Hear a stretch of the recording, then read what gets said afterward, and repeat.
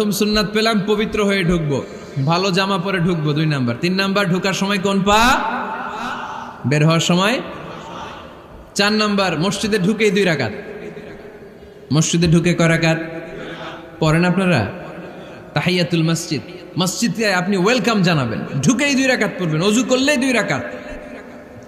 আল্লাহর হাবিব সাল্লাল্লাহু আলাইহি ওয়াসাল্লাম মসজিদে নববীতে জুমার খুতবা দিচ্ছেন।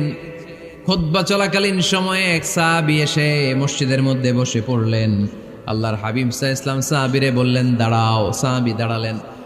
আল্লাহর নবী জিজ্ঞেস করলেন কেন বসে বললা, 2 রাকাত পড়ছো নাকি? সাহাবী বলে পড়ি নাই। বিশ্বনবী বললেন তাহলে তাড়াতাড়ি 2 রাকাত নামাজ পড়ে বসে যাও। সুবহানাল্লাহ পড়েন।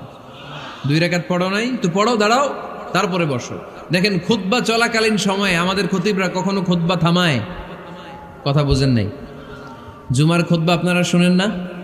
খুতবা চলতেছে, ওই মুহূর্তে ইমাম সাহেবরা কখনো খুতবা থামায়? মাঝখানে কোনো ঝামেলা হলে থামায় না। প্রথম খুতবা শেষ, বসে, তারপরে দ্বিতীয় খুতবা। খুতবার মাঝখানে কোনো থামাথামি নাই। কিন্তু আল্লাহর হাবিব সাল্লাল্লাহু আলাইহি সাল্লাম কেমন খতিব ছিলেন দেখেন। আল্লাহর হাবিব সাল্লাল্লাহু আলাইহি সাল্লামের খুতবা দেওয়ার স্টাইল এন্ড অ্যাটিটিউড এবং আমাদের খুতবা দেওয়ার স্টাইল এন্ড অ্যাটিটিউড, আল্লাহ রাসূল সাল্লাল্লাহু আলাইহি সাল্লামেরটা কত প্রাণবন্ত ছিল। আল্লাহ রাসূল সাল্লাল্লাহু আলাইহি সাল্লাম সোসাইটি ওরিয়েন্টেড একজন পার্সোনালিটি ছিলেন, সমাজের মানুষ কেন্দ্রিক, খুব সামাজিক ছিলেন আল্লাহ রাসূল সাল্লাল্লাহু আলাইহি সাল্লাম। তিনি দেখলেন একজন বসে পড়ছে, উনি খুতবা থামায় দিলেন। জুমার খুতবা থামায় বললেন এই নামাজ পড়ছো না, পড়ো 2 রাকাত পড়ো। আবার খুতবা শুরু করলেন। সুবহানাল্লাহ পড়বেন না?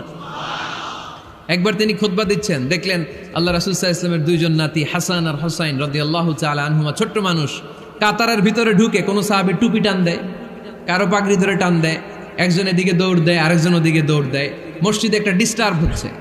আল্লাহর হাবিব সাল্লাল্লাহু আলাইহি ওয়াসাল্লাম খুতবা থামিয়ে দিলেন, মিম্বার থেকে নেমে আসলেন, 2 নাতিকে 2 হাতে ধরলেন, ধরে আস্তে করে জান্নাতের এই 2 সর্দারকে নিয়ে মিম্বারের উপরে দাঁড়ালেন। এই হাতে এই নাতি, ওই হাতে আরেক নাতি। এরপর দাঁড়িয়ে দাঁড়িয়ে তিনি বাকি খুতবা দিলেন। পড়েন সুবহানাল্লাহ।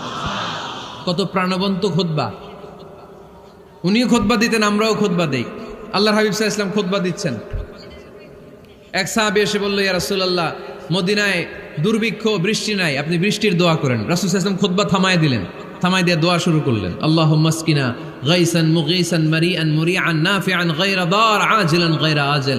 আল্লাহ উপকারে বৃষ্টি দেন, যে বৃষ্টিতে আমাদের ফসল জন্মাবে, সবুজ ঘাস লতা পাতা জন্মাবে, আমাদের গবাদি পশুর রিজিক বাড়বে, এরকম উপকারী বৃষ্টি আমাদেরকে দিয়ে মদিনাটারে ধন্য করে দেন।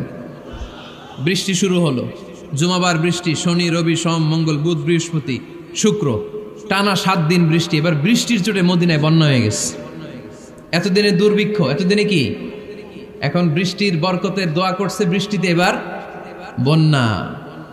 যেই সাহাবী বৃষ্টির জন্য দোয়া করতে বলেছিলেন, পরের জুমাবারের খুতবার সময় এসে ওই সাহাবী বলেন ইয়া রাসূলুল্লাহ, আবার খুতবার মাঝখানে ইয়া রাসূলুল্লাহ, আর বৃষ্টির দরকার নাই, আর দরকার নেই, এবার বৃষ্টি বন্ধের দোয়া করেন। আল্লাহর হাবিব সাল্লাল্লাহু আলাইহি ওয়াসাল্লাম খুতবা থামিয়ে আবার বন্ধের দোয়া, আল্লাহুম্মা হাওয়ালাইনা ওয়ালা আলাইনা, হে আল্লাহ আমাদের চারিদিকে দেন, মদিনাতে আর বৃষ্টির দরকার নাই। চিল্লায় পড়েন সুবহানাল্লাহ। এজন্য খতিব হবে এরকম প্রাণবন্ত খতিব। সমাজে কি চলে, কি ক্রাইসিস, কি সংকট, ইয়াংরা কোন সমস্যায় ভোগে, আমাদের রাজনৈতিক অঙ্গনে কি সমস্যা, আমাদের অর্থনৈতিক অঙ্গনে কি সমস্যা, আমাদের সামাজিক অঙ্গনে কি সমস্যা, আমাদের পরিবারগুলোর ভেতরে কি ঝামেলা, প্রত্যেকটা কথা মসজিদের মিম্বার থেকে আসার দরকার আছে না নাই? আল্লাহর হাবিব সাল্লাল্লাহু আলাইহি ওয়াসাল্লাম এভাবেই সমাজকে ঠিক করে দিতেন।